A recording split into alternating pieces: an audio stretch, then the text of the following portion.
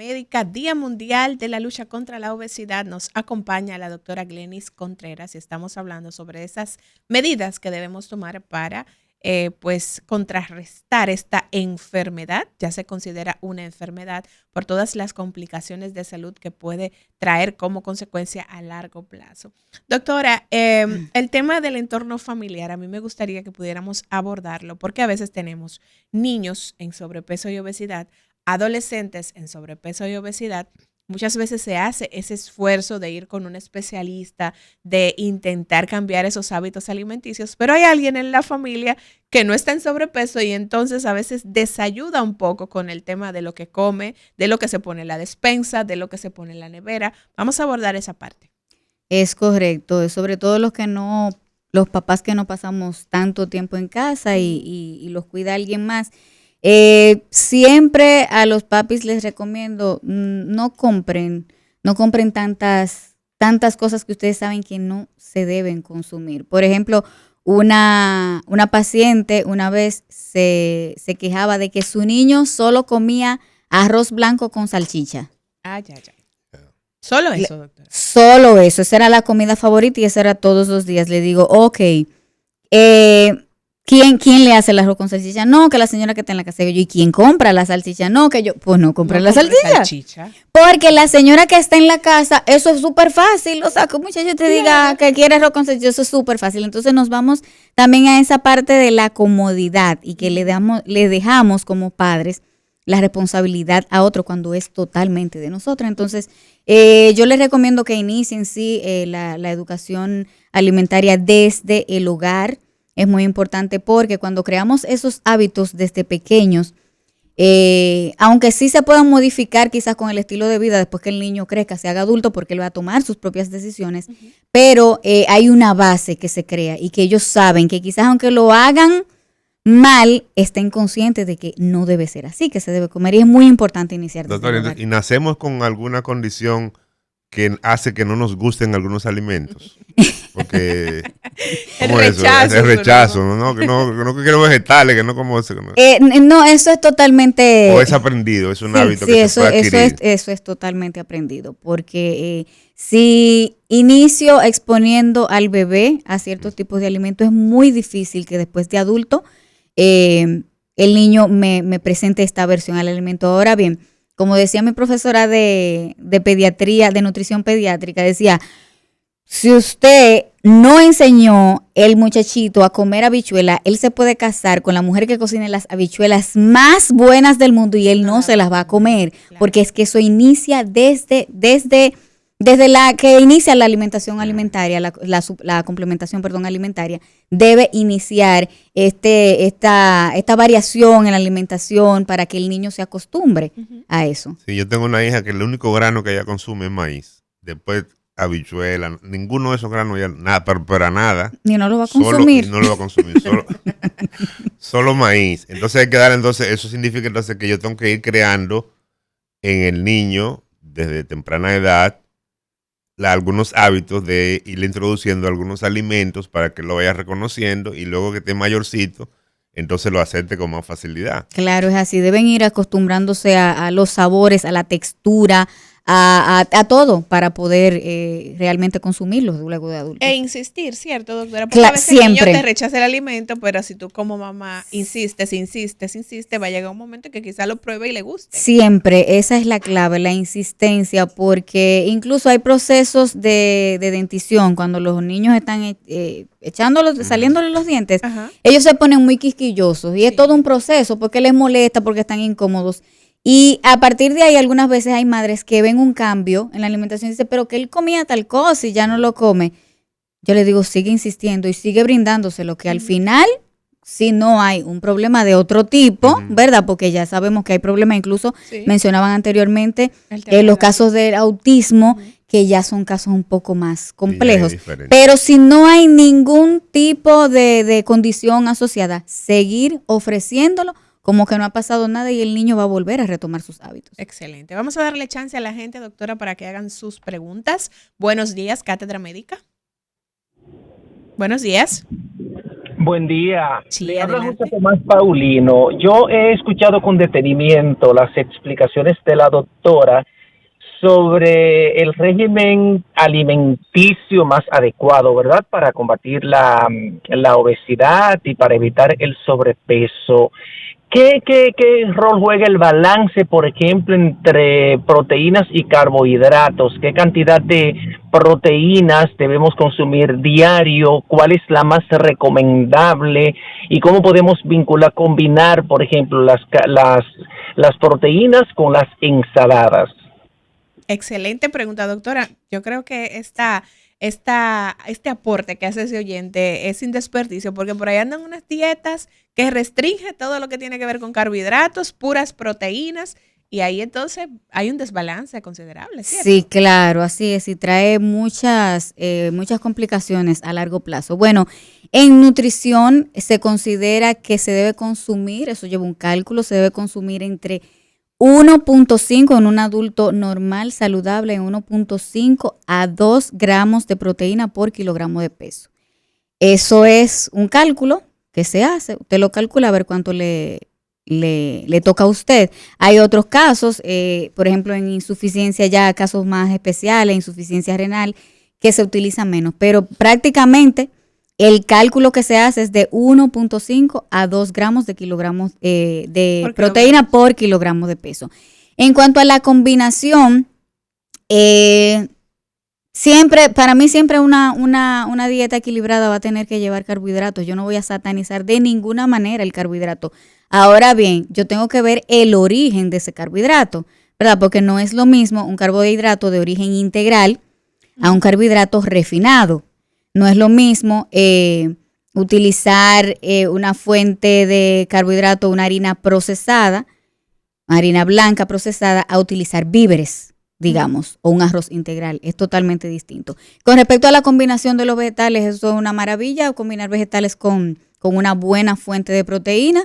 Si usted lleva, sobre todo los pacientes que llevan por algún tiempo, que hasta yo les recomiendo la dieta keto, hacen una combinación de proteínas con grasas y la fuente mínima prácticamente de carbohidratos que hacen con los vegetales, y yo estoy sumamente de acuerdo que se lleve por un tiempo, claro que sí.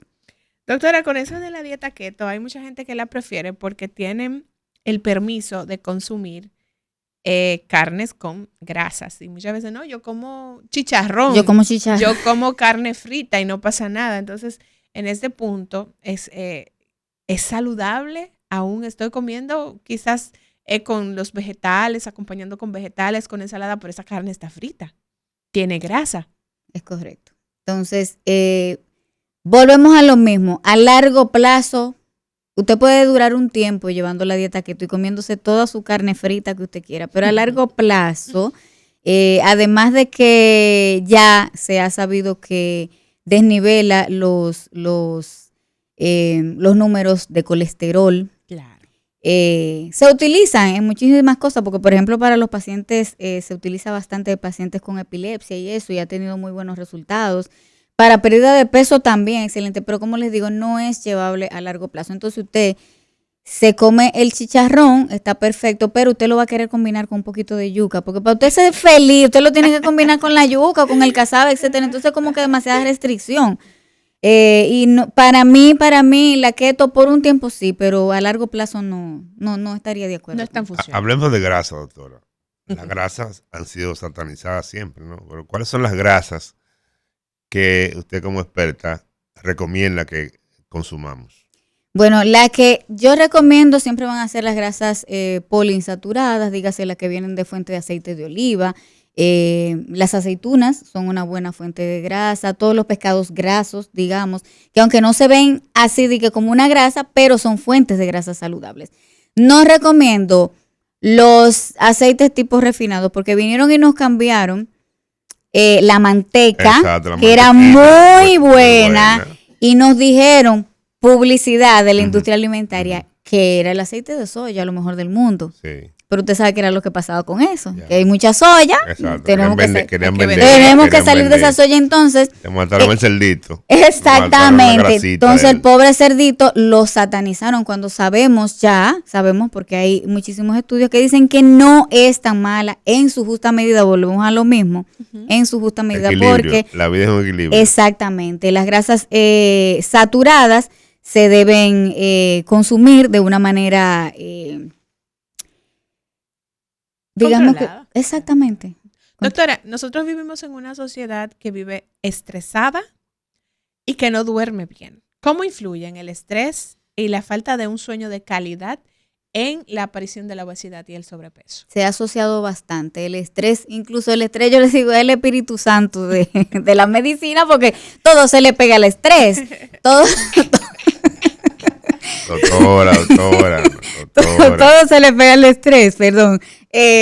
Entonces, sí, y los niveles de cortisol se han asociado bastante a la aparición de sobrepeso y obesidad. O sea que una de las recomendaciones incluso que se hacen cuando se entrega un listado de alimentos, pero de recomendaciones también es manejar el estrés y tratar de dormir 8 horas diariamente ayuda bastante, así como mantener los horarios para poder mantener estos niveles de estrés y cortisol a raya.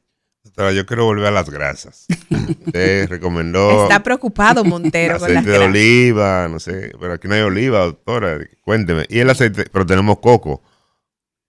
¿Podríamos igualar la calidad de la grasa del aceite de coco al aceite de oliva? No, son totalmente distintos. El de coco se considera como una grasa saturada. Entonces hay que consumirlo con un poco más de control, pero no está mal, no está mal. Lo que sí es que yo recomendaría, fíjese como los aceites... o sea que entre soya y refinado y coco. Cualquier aceite de esos refinados siempre va a ser ideal cualquier otro que no sean ellos. Y lo importante de eso es evitar las frituras, porque el otro aceite lo utilizo para fritura. Entonces, si lo descarto, ya ahí me ahorro lo que es el asunto de las calorías que pudiera yo obtener a través de un alimento frito. Si voy a hacer unos friticos, hacerlo con manteca entonces. Sí. Ya. Hay artefactos ahora, doctora, tecnológicos que nos ayudan a reducir el consumo de grasa. Exacto. Puedo comer cosas fritas sin utilizar aceite. Exacto, pero no sabemos todavía cuál es el resultado a largo plazo. Impacto, sí. O sea que ahí también hay complicaciones. Sí. Doctora, el tema de la psicología, ¿qué papel juega en ese proceso de ayudar a un paciente a perder peso? Nosotros hablábamos en el primer bloque, cuando planteábamos el tema de las cirugías estéticas, de la importancia de verificar las condiciones de salud mental en las que se encuentra un paciente antes de ir a quirófano. En el tema de cambios de hábitos alimenticios, ¿cómo influye la salud mental para poder ayudar a ese paciente a recuperar el peso en el que debe estar? Miren, la salud mental es fundamental en la pérdida de peso. Yo he tenido la oportunidad de trabajar de la mano con especialistas en el área y el resultado que yo obtengo es mucho más favorable que cuando no me auxilio de esta artillería pesada, que es la salud mental. Entonces sí hay un factor mental, porque fíjense cómo todos aquí sabemos qué es lo que engorda, qué es lo que no engorda, cómo debemos comer, cómo no debemos comer. Sin embargo... Pero estamos gordos. Y comemos, por ejemplo, yo digo, un paciente, está bien, usted le dio deseo de comerse un quipe, cómase un quipe. Ahora que usted se coma 3 quipes, que usted se coma 3 quipes, hay que ver qué es lo que está pasando por esa cabecita, hay que ver qué problema yo tengo, qué tengo pendiente, que estoy utilizando la alimentación, estoy utilizando la comida como quizás un taparete para tapar todo eso. Entonces ahí me tengo que auxiliar. Yo soy muy observador y hablo mucho con los pacientes y ya tengo como que un ojo clínico para saber, digo, sí, tenemos que ir, y les explico. Es hasta un tanto difícil plantearle al paciente que debemos ir a salud mental, porque todavía está el estigma de que cuando te mando a salud mental es porque tú tienes un problema mental, que tú estás loco. Sin embargo, se lo planteo de la manera de que salud mental me va a ayudar junto con el programa de alimentación me va a ayudar con el tratamiento de la obesidad y lo toma muy bien y de verdad que los resultados son muchísimo más favorables. Hay gente que, como usted indica, doctora, sabe que está en sobrepeso y entonces comienzan a agotar alternativas, pero por cuenta propia, sin ir con un especialista. ¿Cuál es la ventaja de acompañarme de una persona que tenga la capacitación para poder guiarme adecuadamente a yo optar por buscar dietas en internet y comenzar a realizarlas y quizás abandono, tomo otra y me mantengo en ese proceso sin lograr el cometido? Mira, eso es muy importante y sobre todo lo trato desde la primera vez con mis pacientes. El proceso de pérdida de peso no es un proceso lineal, o sea, yo no siempre voy para abajo perdiendo. Hay una parte en la pérdida de peso que se llama meseta o estancamiento y el paciente cree, cuando tú estás llevando una dieta que tú la buscaste de internet, la dieta del guineo, y tú pierdes 5 libras, digamos, por poner un número en una semana, pero ya la próxima semana tú no pierdes 5 libras, sino que pierdes 3, tú dices, oh, pero ¿qué está pasando? Y ya la próxima semana tú no pierdes 3, tú pierdes 1. Y a la siguiente semana tú ganas peso y tú dices, no, pero no está funcionando. Ahí automáticamente me desplomo, abandono y creo que no está funcionando. El acompañamiento del profesional de la nutrición te va a plantear desde un principio que eso tiene altas y bajas, que es una montaña rusa, que algunas veces vas a venir y no vas a perder peso, incluso vas a ganar. Y eso es parte natural del proceso de la pérdida de peso, porque el cuerpo va evolucionando y se va adaptando metabólicamente. Entonces eso pasa por un proceso. Ahora bien, ¿qué yo le digo a los pacientes? Si usted está seguro que usted está haciendo lo que usted debe hacer, vamos a continuar en esto, porque si me habla mentira, a mí se le está hablando usted mismo, ¿verdad? La báscula habla también. Claro, y la báscula va a hablar. Sin embargo, uno sabe que hay cambios que no van a ser lineales en la pérdida de peso y por eso siempre es bueno el acompañamiento del especialista para que nos vaya guiando y sobre todo nosotros servimos como apoyo emocional. Como yo les digo, llega un momento que un paciente yo lo pongo a ir cada 6 meses a la consulta y es solamente para que monitoreemos cómo va todo y eso es muy importante porque se sienten apoyados en ese aspecto. Entonces perder peso es una decisión. Sí. Es una decisión. Es una decisión. Porque implica cambios. Y si usted no aplica esos cambios, entonces estará bajando y subiendo. Exactamente. ¿Cuál es el prejuicio que genera ese sub y baja de peso? No, que los pacientes dicen eso mismo, que yo siempre estoy subiendo y bajando, yo no me mantengo, pero es precisamente por los hábitos que se toman. Sí, yo les digo a los pacientes, esto es dinámico, esto no es estático, y hoy estoy bien, y mañana no. Entonces es una lucha constante. El asunto de la pérdida de peso, el sobrepeso, la obesidad, es una lucha constante. Y automáticamente yo bajo la guardia. Otra vez. Vuelve de nuevo. Entonces, la reganancia de peso. Exactamente, porque no es, los resultados no se quedan estáticos. Lamentablemente es así. Doctora, hay gente que dice, no, pero es que yo desayuno, como y ceno. Sí, y como quiera, estoy gordito. El tema de las 5 comidas al día, ¿cómo aporta que ese metabolismo esté más acelerado y que el paciente entonces comience a perder peso? Porque puede parecer ilógico para un paciente que llega a la consulta y le dice, doctora, pero es que yo como 3 veces al día y estoy gordo, usted me está diciendo que coma 5 veces.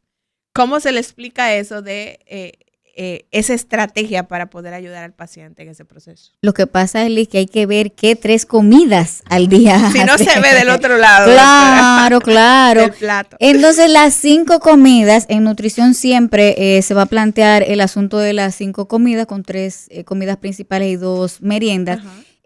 Mantiene, sí, se han publicado estudios que sí mantienen un aceleramiento del metabolismo, quizás no es determinante a la hora de perder peso, porque tengo pacientes que me hacen ayuno intermitente, que solamente comen 2 o 1 vez al día, y también entonces ahí entra el rejuego de lo que es el aporte de las calorías, de lo que entra y lo que yo estoy gastando.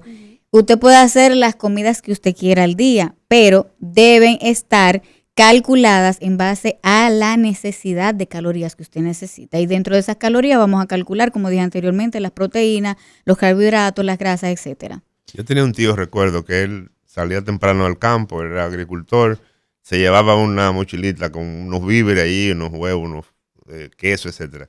Y volvía a las 6 de la tarde y comía. Y siempre se mantuvo delgadito hasta que falleció. El desayuno, algunos lo consideran como la alimentación más importante, el ayuno prolongado. Hay una variedad de temas con relación al tema de las dietas.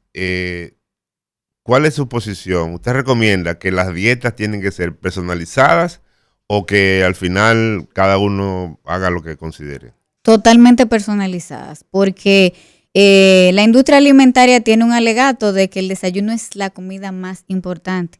Y yo le pudiera decir que no es así porque yo no me desayuno. Claro, yo no le digo esto a los pacientes porque hay pacientes que se tienen que desayunar, pero hay otros pacientes que si se sienten más cómodos con el ayuno y usted aplica para ayuno, porque no le voy a poner ayuno a un niño en edad escolar, a una embarazada, a un diabético jamás. Entonces, por eso siempre debe ser personalizada. Y para mí, más que una comida más importante que otro, lo más importante es lo que usted haga durante todo el día, importa más que lo que usted haga en una u otra comida. El equilibrio que usted mantenga en el tránsito del día va a ser muchísimo más importante que una comida en específico o dos comidas. Entonces, así como el doctor Amaury dice, el ACV actúa, corre, vuela, para estar en peso ideal, ¿cuáles serían las 3 recomendaciones suyas? Bueno, en primer lugar, movernos más. Movernos más, porque los niveles de sedentarismo nos están llevando ahora mismo. La predisposición que hay con la obesidad y el sobrepeso, bueno, tratar de siempre que mis comidas, las que usted decida hacer, tengan frutas y vegetales. Siempre. Y una buena fuente de proteína, dígase huevos, si a usted le gustan los huevos, carnes, pescado. Siempre incluir una grasa no saturada, digamos que aceite de oliva o nueces, etcétera. Y los carbohidratos de origen integral. Siempre. Esa sería como que mi recomendación. Y más que nada que de los 7 días que tiene la semana, que usted se mantenga por lo menos 5 o 6 haciendo esto. Que un día usted se dé un gustico, pues no pasa nada, porque debemos ser felices también, claro. No somos felices llevando dieta, doctora. Doctora. Hay gente que dice, sí, los nutriólogos son muy buenos, pero le dicen a uno qué comer, entonces como que ya entonces hay una parte, ese factor emocional a mí me gusta cuidarlo en el paciente porque al final es la única forma de que el paciente se me pueda mantener a largo plazo en esto, entonces es muy importante. Doctora, ¿cuándo recurrir a cirugías metabólicas? Ya sea cirugía bariátrica, ya sea la utilización, por ejemplo, de balón gástrico, ¿cuándo son una opción en el paciente con obesidad? Tienen su criterio. Yo he visto que se han relajado demasiado, se ha flexibilizado demasiado el criterio que se utiliza para esta cirugía. Sin embargo, se plantea que a partir de un IMC por encima de 30 o en 27, cuando hay enfermedades asociadas, sería un diagnóstico para una cirugía metabólica o algún dispositivo de esto, ¿verdad? Para pérdida de peso. Sin embargo, por ejemplo, en mi experiencia, yo algunas veces agoto otros procesos porque hay pacientes que están en una obesidad tipo 1 y de repente nunca han llevado una dieta en su vida. Nunca, que usted le dice, pero usted ha llevado. No, nunca. Y cuando lo ponemos a dieta, el paciente responde satisfactoriamente al tratamiento. Entonces, yo digo que yo como nutrióloga debo agotar el paso a ver si este paciente puede hacerlo sin tener que tener una intervención quirúrgica, porque una intervención quirúrgica metabólica tiene muchas cosas alrededor, una recuperación y un sinnúmero de cosas que la rodean que se debe sopesar un poco, pero sí tiene su criterio para. ¿Y medicación, doctora, cuándo es recomendable utilizar fármacos para ayudar al paciente en esa pérdida de peso? La medicación a partir de un IMC por encima de 25 en sobrepeso, sí, pero los fármacos para pérdida de peso, hay un fármaco por ahí que no voy a mencionar el nombre comercial, que es el fármaco de los famosos para pérdida de peso. Sí, funciona para pérdida de peso, pero ¿qué sigue?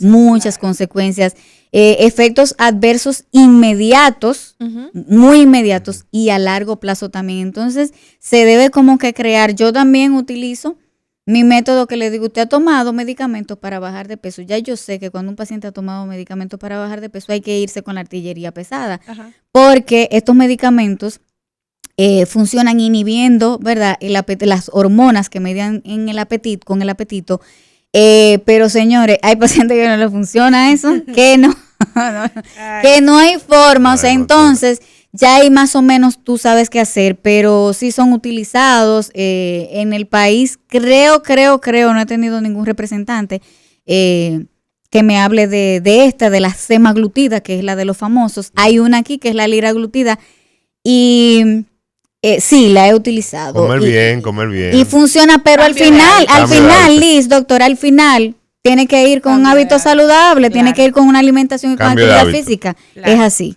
Doctora Glenis Contreras, agradecido de que nos haya acompañado en el programa del día de hoy. A la gente que nos escucha, recordarles dónde encontrar a la doctora. Ella está en el Centro de Gastroenterología en la Ciudad Sanitaria Dr. Luis Eduardo Aybar. Se puede comunicar al 809-684-1095 en la extensión 292 y también la puede encontrar en Instagram como dra.gleniscontreras. Gracias por el favor de su sintonía. Será hasta mañana, miércoles del corazón, cuando nos reencontremos aquí en Cátedra Médica, esta producción en donde la salud merece respeto. Cátedra Médica, porque la salud merece respeto.